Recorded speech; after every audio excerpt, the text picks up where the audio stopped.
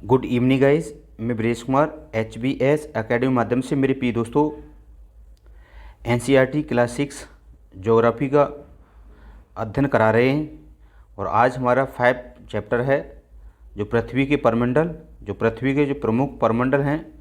तो मंडल परमंडल किसे कहते हैं? इसमें स्तरमंडल, जलमंडल, वायुमंडल और जैवमंडल आदि को सम्मिलित किया जाता है, उसी को ही परमंडल कहलाते हैं। आप इसमें देख सकते हैं दोस्तों, इसी मैप के थ्रू समझाया गया है। ये क्या है आपका वायुमंडल, क्या है ये दोस्तों? ये वायुमंडल है। और ये आपका क्या है? जलमंडल, ठीक है ना। और ये है आपका स्थलमंडल, और ये अब क्या है? जैवमंडल। क्लियर? इन सारे जो मंडल मिलते हैं उसी को ही परमंडल के नाम से जाना जाता है। क्लियर? तो इसमें वायुमंडल में कौन कौन सी गैसें हैं, इसका संगठन क्या है, स्तरमंडल में पर्वत, पठार, मैदान के बारे में पढ़ेंगे। जलमंडल आपकी एक तालाब से लेकर के महासागर तक अध्ययन करेंगे। कौन सा सबसे बड़ा सागर है, कौन सा छोटा सागर है, इसके बारे में अध्ययन करेंगे। और उसके बाद जैवमंडल छोटे जीव से लेकर के बड़े जीव तक इसमें चर्चाएँ करेंगे। कौन सा आपका अभ्यारण्य कहाँ पर स्थित है। क्लियर दोस्तों? तो आओ देखते हैं। तो इस तरह से आपकी NCERT क्लास 6 की पुस्तक में सब कुछ दे रखा है।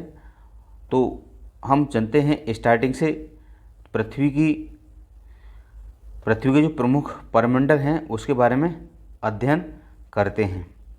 तो पृथ्वी के प्रमुख परमंडल आपको बताई दिए मैंने अभी कि प्रमुख परमंडल कौन से? स्तरमंडल, जलमंडल, वायुमंडल और जैवमंडल है। स्तरमंडल पर आपकी स्थलाकृतियाँ हैं, आपको पता है उच्चावच हैं। और आपके जो उच्चावच है वो क्या है आपके? जैसे स्तरमंडल, उस पर आपके पर्वत है, पठार है और मैदान हैं। और उससे जो निर्मित स्थलाकृतियाँ हैं, जो नदी के द्वारा, पवन के द्वारा, हिमानी के द्वारा, पर हिमानी के द्वारा और आपकी आती है हवा के द्वारा। इस तरह से जो स्थलाकृतियाँ बनती हैं उससे क्या है, कहाँ पर होते हैं? ऊपर होते हैं। जो बाह्य कारक होता है, बाह्य फोर्स होता है। क्लियर? तो इसे देखते हैं कि पृथ्वी के प्रमुख परमंडल आपका जो कौन सा चैप्टर है? 5 चैप्टर है। तो जैसा कि आप पहले ही पढ़ चुके हैं, पृथ्वी एकमात्र एक ऐसा ग्रह है जिससे जीवन संभव है। और वो जीवन संभव है और मानव यहाँ पर जीवित रह सकता है, क्योंकि जीवन के लिए आवश्यक 3 तत्वों की आवश्यकता होती है। जल हो, पानी हो, जल, वायु और आपको भोजन मिले, आराम से जीवन जी सकता है। तो मेन चीज़ क्या है आपकी? भूमि हो, जल हो और आपकी वायु।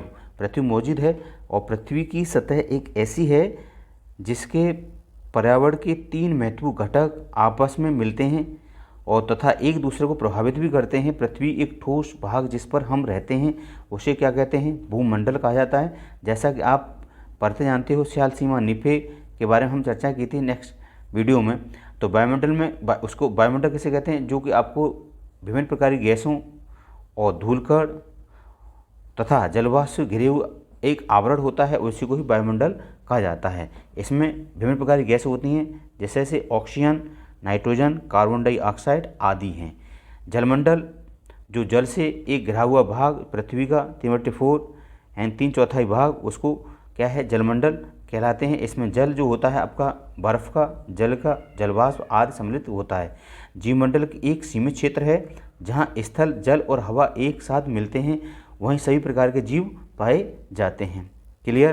तो आप इसमें देख सकते हैं, ऑब्जर्वेशन कर सकते हैं। इसमें दे रखा है पृथ्वी की उत्पत्ति।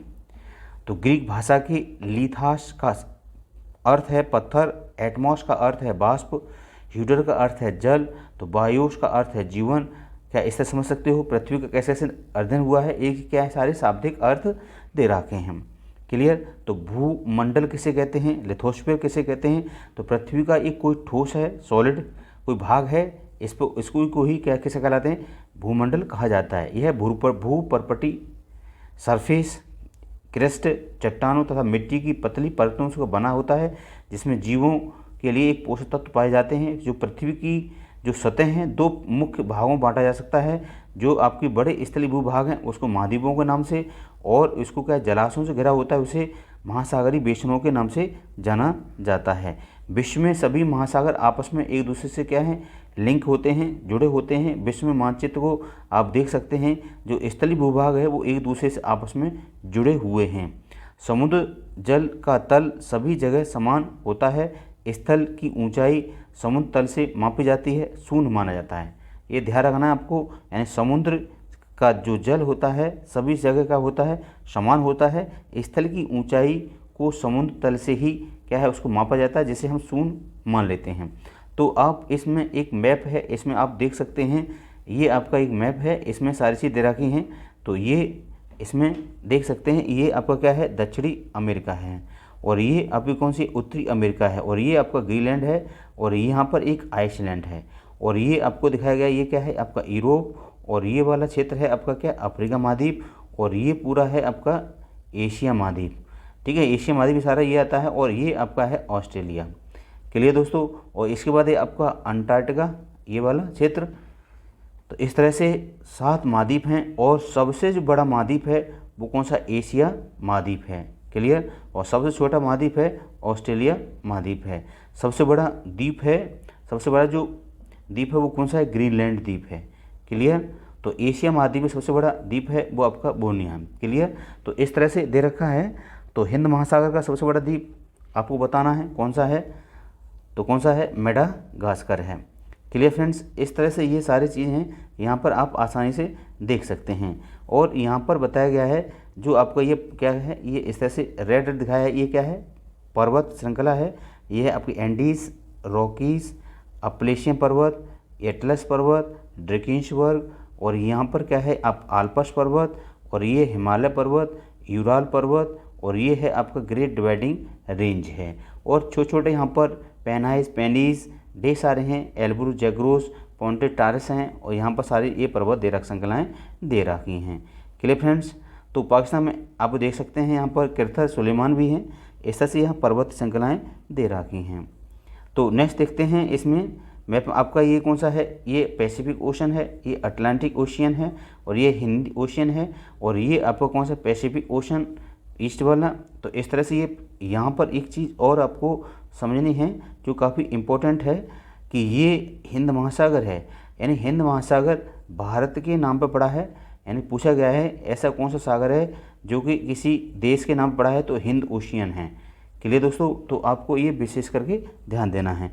तो ये पूरी जल मंडल है वो कितना 3/4% भाग पर क्या है ये विस्तृत फैला हुआ है।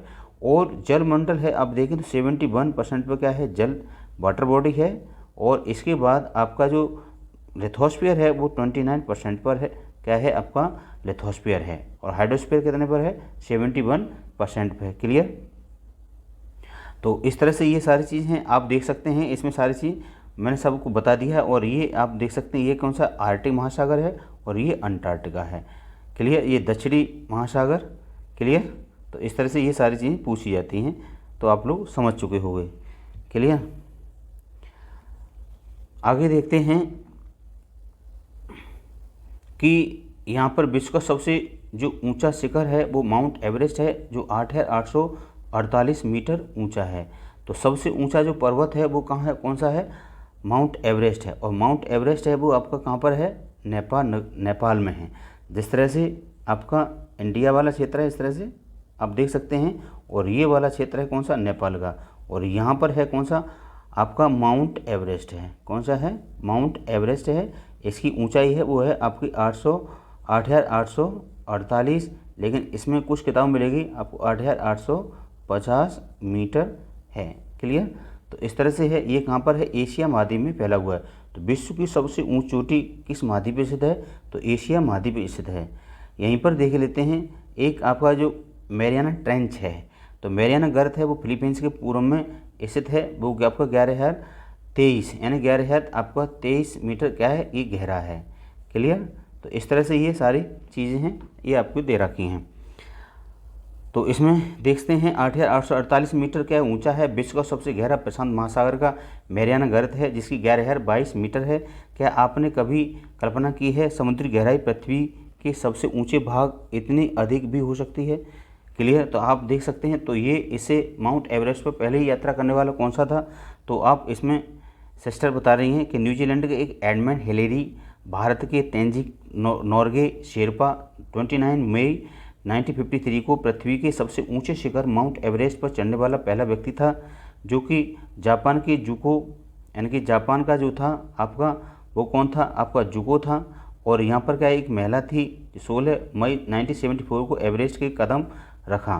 तो ये बछेंद्री कौन थी, बछेंद्री पाल। क्लियर। और यहाँ महिला पहुँची थी 23 मई 1984 को एवरेस्ट पर क्या कदम रखा था। ध्यान रखना है न्यूजीलैंड के कहाँ का था, ये न्यूजीलैंड का था, एडमंड हिलेरी था। क्लियर। कई बार सवाल पूछा गया है ये और रिपीटेड है, इम्पोर्टेंट है। तो इस तरह से आप देख सकते हैं। तो यहाँ पर बात आती है किसकी, महाद्वीप की। तो महाद्वीप हैं आपके, तो ऐसे एशिया महाद्वीप, यूरोप महाद्वीप, अफ्रीका महाद्वीप और आपका दक्षिण अमेरिका महाद्वीप, उत्तरी अमेरिका महाद्वीप, ऑस्ट्रेलिया महाद्वीप, अंटार्कटिका महाद्वीप। इस तरह से ये 7 महाद्वीप गिरे हुए हैं। क्लियर दोस्तों। तो सबसे बड़ा महाद्वीप कौन सा है, एशिया महाद्वीप है। तो यहाँ पर भी आप देख सकते हैं, ऑब्जर्वेशन कर भी सकते हैं।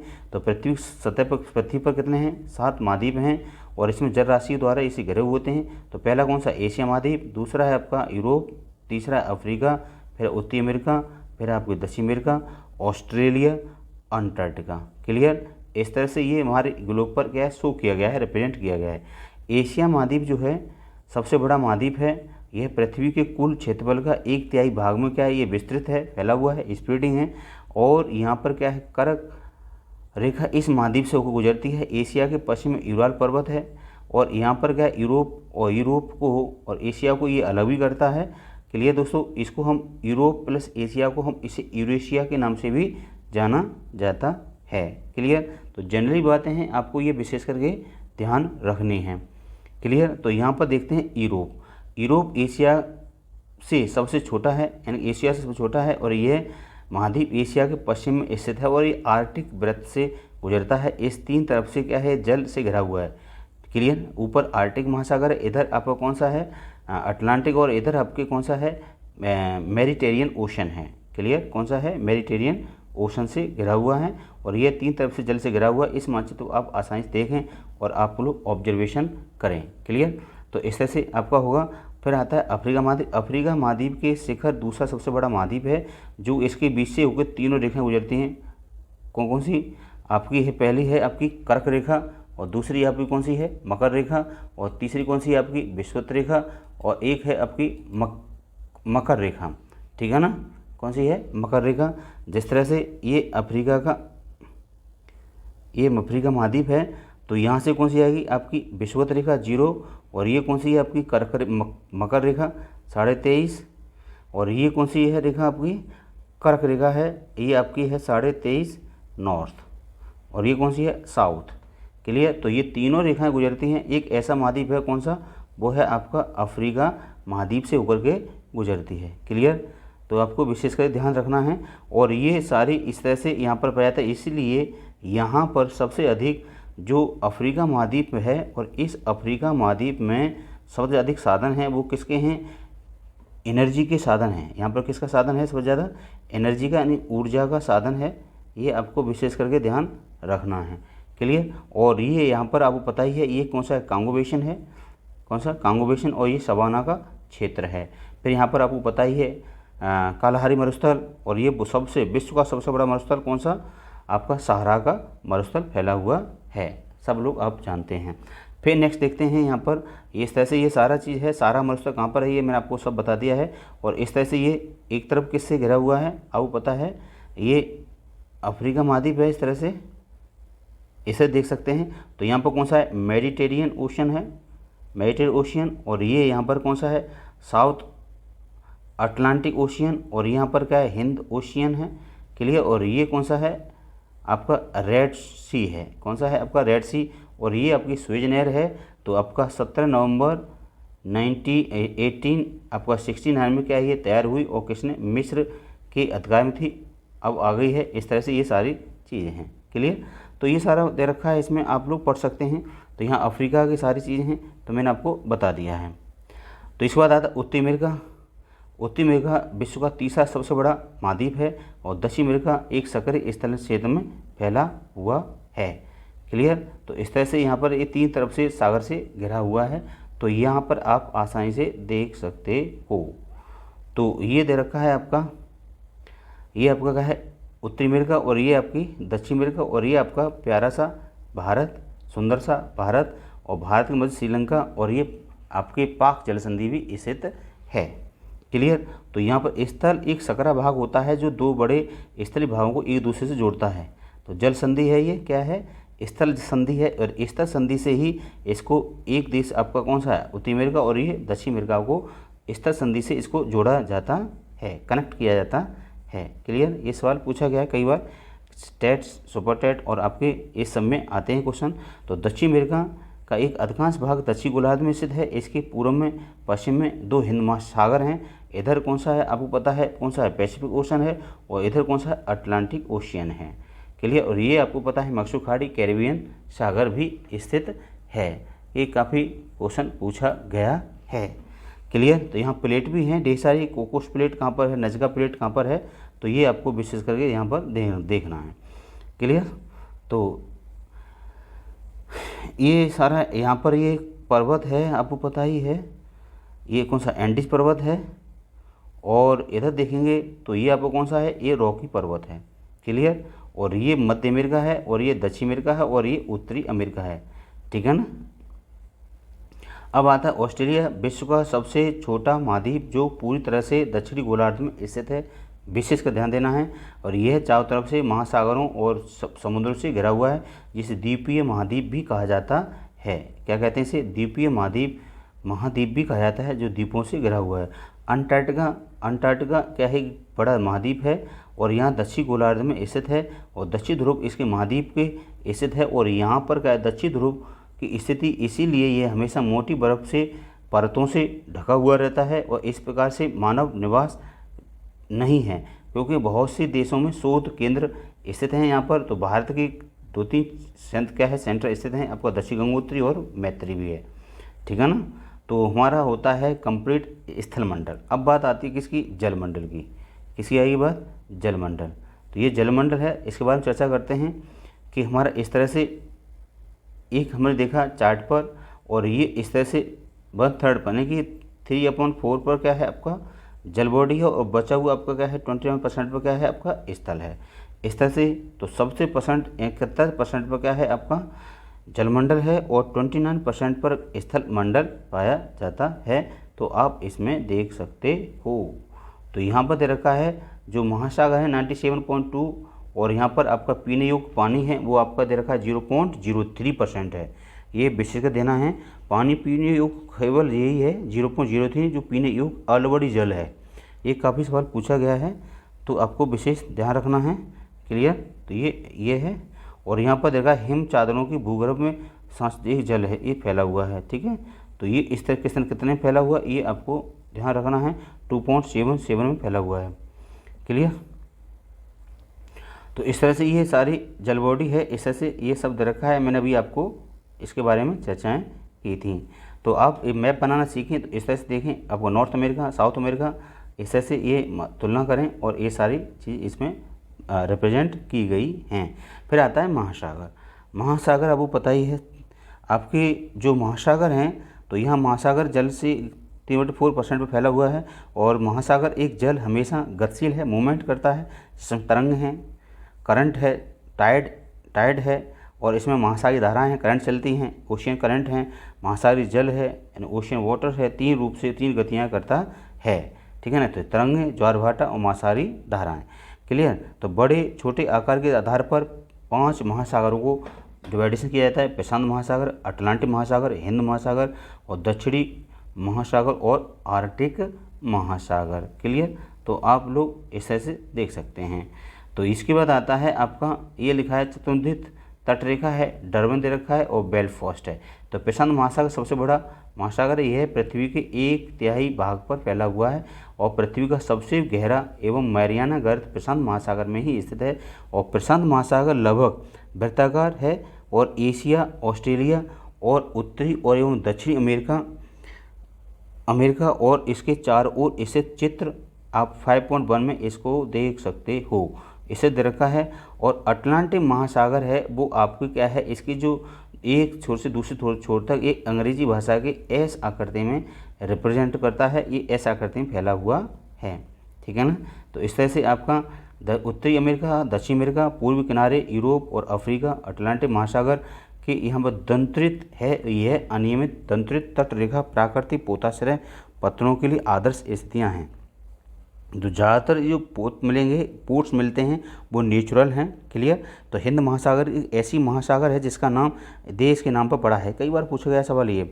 तो यहाँ पर ये भारत का नाम रखा गया था और यह महासागर त्रिभुजाकार आकृति में फैला हुआ है और उत्तरी और एशिया पश्चिमी अफ्रीका के पूर्वी क्षेत्र में ये सारी स्थिति कंडीशन है। और यहाँ पर दक्षिण महासागर के चारों ओर घेरता हुआ अंटार्कटिका महाद्वीप और यहाँ पर उत्तर में 60 डिग्री दक्षिणी अक्षांश तक फैला हुआ है। आर्कटिक महासागर उत्तरी ध्रुव पर स्थित है, पता है ना आपको। और यहाँ पर क्या है, उत्तरी ध्रुव के चारों तरफ ये छिछले जल के सघरे भाग हैं और यहाँ पर क्या है, बेरिंग जल संधि भी है और उत्तरी अमेरिका और यूरेशिया में फैला हुआ है। क्लियर। तो हमारा स्थलमंडल और जलमंडल कंप्लीट हुए। क्लियर। तो अब देखते हैं हम वायुमंडल। तो वायुमंडल आप देख सकते हैं कि वायुमंडल में क्या है, पृथ्वी अपने चारों ओर एक गैस की एक परत से घिरी हुई है, उसे ही वायुमंडल कहलाते हैं।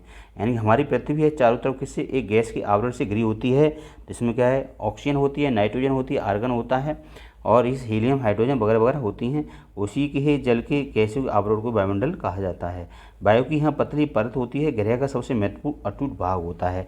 यह एक ऐसी वायु प्रदान करती है जिससे कि हम लोग सांस लेते हैं। वो कौन सी, ऑक्सीजन है। और CO2 कौन लेती है, प्लांट पौधे लेते हैं। और इसमें सूर्य की कुछ हानिकारक किरणें हैं, जैसे अल्ट्रावायलेट रेज हैं, उसको क्या ओजोन लेयर के उसको क्या है, रोकती है, जिससे से आपका जीवन सुरक्षित बना रहे। क्लियर।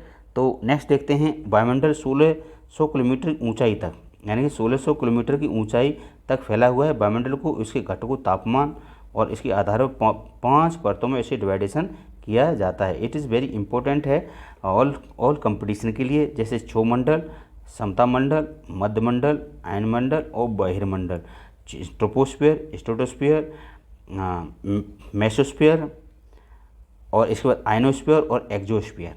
इस तरह से ये सारे फैले हुए हैं। तो आप इस चित्र के माध्यम से भी देख सकते हो। ये दे रखा है आपका चित्र। तो ये सारी चीज़ें हैं, यहाँ पर जो घटनाएं घटित होती हैं। तो नीचे वाला कौन सा है आपका, ट्रोपोस्फीयर है। कौन सा है ये, ट्रोपोस्फीयर है। ये कौन सा, स्ट्रेटोस्फीयर है, ठीक है ना। ये आपका मेसोस्फीयर है और ये आयनोस्फीयर है और ये एक्सोस्फीयर है। कौन सा है आपका, एक्सोस्फीयर है। क्लियर। तो आप इसमें देख सकते हो जितने भी हमारे वायुमंडल है, ट्रोपोस्फीयर है, इसमें सबसे अधिक जो कंडीशन फॉलो होती हैं वो क्या है, जो जलवायु संबंधित, मानसून संबंधित, मौसम से संबंधित घटनाएं घटित होती हैं, जिस पर सारी दैनिक क्रियाएं यहीं पर होती हैं। कहाँ पर, क्षोभमंडल में। क्लियर दोस्तों। तो ये इट इज़ वेरी इंपॉर्टेंट है। और जैसे जैसे हम ऊपर चढ़ते हैं तो यहाँ पर क्या है, आपको ध्यान रखना है, ऊपर जाते हैं तो यहाँ पर क्या है, टेम्परेचर कम होता है। क्लियर। टेम्परेचर कम होगा तो यहाँ पर वायदा भी कम होगा। तो यहाँ पर आसानी से क्या है, हमारे जो जहाज़ होते हैं, एयरलाइन होती है, वो यहीं पर आपको उड़ाई जाती है। किसमें, समता मंडल में। और समता मंडल के यहीं पर क्या है, आपको क्या है, एक ओजोन लेयर होती है। ओजोन लेयर है 30 से 35 किलोमीटर ऊपर होती है। क्लियर। तो यहीं पर क्या है, आपके इससे क्या है, सूर्य से आने वाले जो अल्ट्रावायलेट रेज हैं उसको क्या है, कंट्रोल करती है और इसको मानव के जीवन को सुरक्षित करती है। क्लियर। तो कौन सी परत है, वो ओजोन लेयर है। क्लियर। तो ये क्षोभमंडल की जो ऊंचाई है लगभग कितनी है, एवरेज में 13 किलोमीटर। और समता मंडल की ऊंचाई है वो आपकी कौन सी है, 30 किलोमीटर। क्लियर। 30 से 50 किलोमीटर है। और मध्य मंडल की ऊंचाई है 80 किलोमीटर मिलती है। क्लियर। तो ये मध्य मंडल है। तो यहाँ से जैसे जाएंगे तो इससे क्या है, टेम्परेचर बढ़ता है।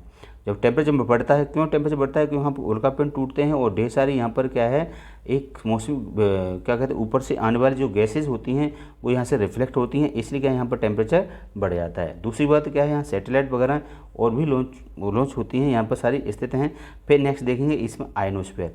आयनोस्फीयर में ढेर सारे आपको रेडियो एक्टिव वगैरह सारी कंडीशन फॉलो होती हैं। फिर एक्सोस्फीयर जो कि आप 800 से 400 और 400 से एबव है, वो कौन सा, बाहर मंडल होता है। इसमें हल्की हल्की गैस होती हैं और इसका टेम्परेचर भी कम होता चला जाता है। तो शायद इस चीज़ को आप समझ चुके हो। तो ये क्षोभमंडल में जितने भी हमारे जलवायु संबंधित और आपके क्या कहते हैं, मानसून से संबंधित यहाँ सारी घटनाएं घटित होती हैं। कहाँ पर, ये क्षोभमंडल में। क्लियर। तो इस तरह से ये था, इसमें दे रखा था। अब आगे देखते हैं हमारे जो वायुमंडल है, वायुमंडल मुख्य ऑक्सीजन है, नाइट्रोजन और का बना है, जो कि 2 गैस ऐसी हैं जो सबसे अधिक पाई जाती हैं। और शुष्क हवा का 99% भाग ही आयतन के अनुसार नाइट्रोजन 78% है, ऑक्सीजन 21% पाई जाती है।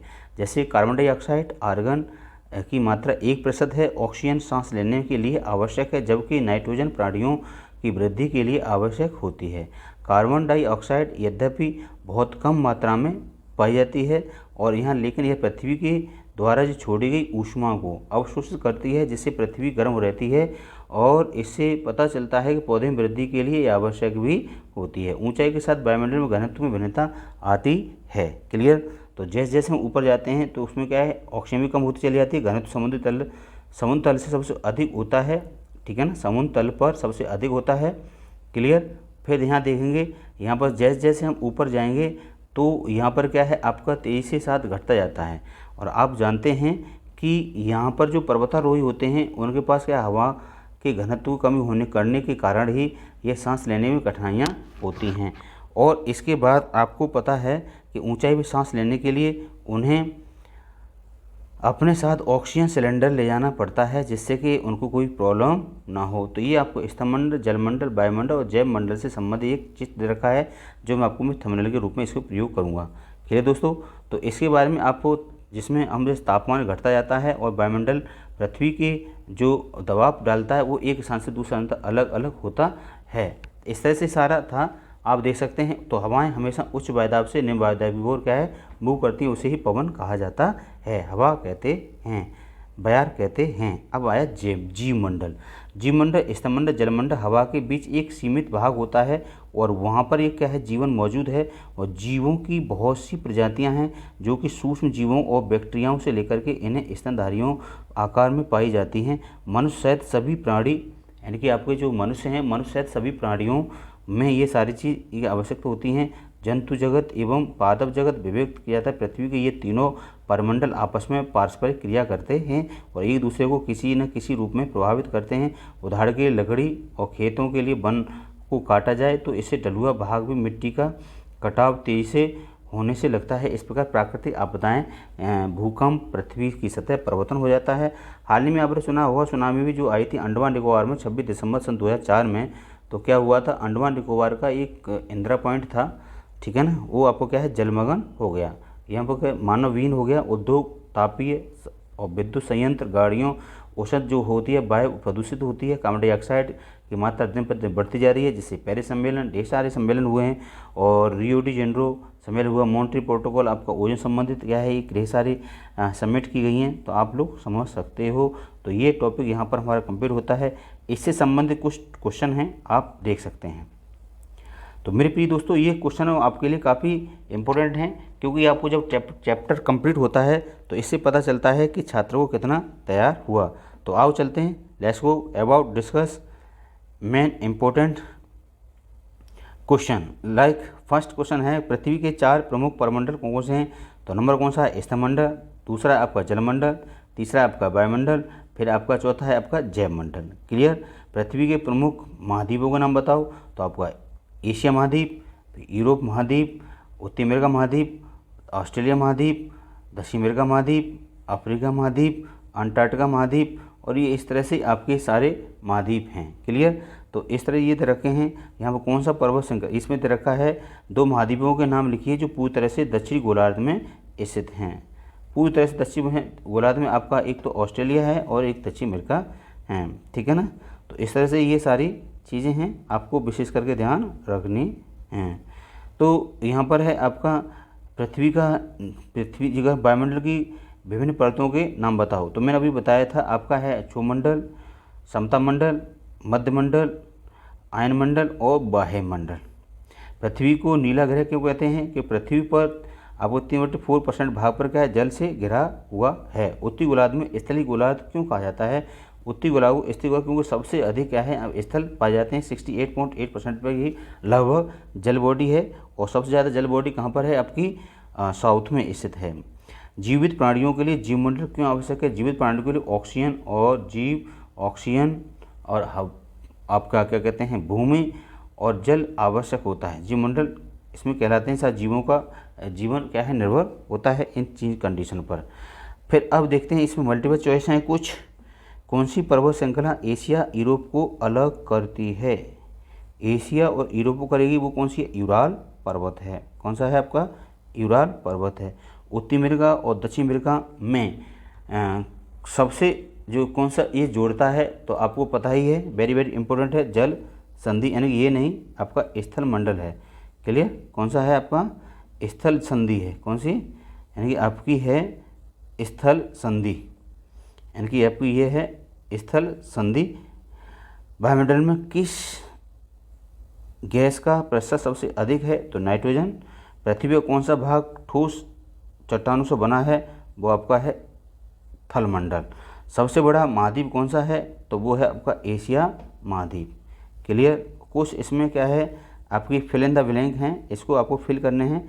तो यहाँ दे रखा है पृथ्वी का सबसे गहरा भाग है वो कौन सा है? मेरियाना ट्रेंच है, गहराई 22 मीटर है। महासागर का नाम, देश का नाम बताओ रखा गया है, वो है भारत, हिंदुस्तान। क्लियर? तो आपको विशेष करके इस पर ध्यान रखना है। फिर स्थल जल वायु सीमित भाग पर जो जीवन के लिए आवश्यक होते हैं वो कौन से को है? जीव मंडल कहलाते हैं। यूरोप यूरोप एवं एशिया महाद्वीप को एक साथ कहा जाता है तो यूरेशियन कहलाते हैं। क्या कहलाते हैं उसे? यूरेशियन कहलाते हैं। पृथ्वी पर सबसे ऊंचा पर्वत है तो वो है आपका माउंट एवरेस्ट 8848 मीटर। तो मेरे प्रिय दोस्तों, आपका ये चैप्टर यहाँ पर क्या है? कंप्लीट होता है। क्लियर? और काफ़ी इम्पोर्टेंट है। यहाँ से आपके TET, super TET, C TET और ईपीएससी और आईएएस पीसीएस वगैरह वगैरह में सब में क्वेश्चन बनते हैं। तो ये हमारा एक सीरीज़ चल रही है किसकी? एक तो ये आपकी एनसीईआरटी, और हमारी एक सीरीज़ चल रही है आपका ऑफलाइन जो कि हम पढ़ाते हैं उस पर बोर्ड पर, वो चल रहा है आपका मानसून चल रहा है। और मानसून में हमें पहली टॉपिक लाती है। अब इसके बाद जो हमारी वीडियो आएगी वो जलवायु को यानी कि मानसून को प्रभावित करने वाले जो कारक हैं उसके बारे में हम अध्ययन करेंगे। तो मेरे प्रिय दोस्तों, आज टॉपिक यहीं फिनिश होता है। तो मैं आपसे आग्रह करता हूं, अगर हमारी वीडियो अच्छी लगे आपको इसको लाइक करें, शेयर करें, सब्सक्राइब करें, और जो जिसको ज़रूरतमंद है उसको क्या है आप शेयर ज़रूर करें, और लाइक और शेयर और जो भी कमेंट हैं आप कमेंट ज़रूर किया करें। क्लियर दोस्तों? तो thank you, bye bye and take care.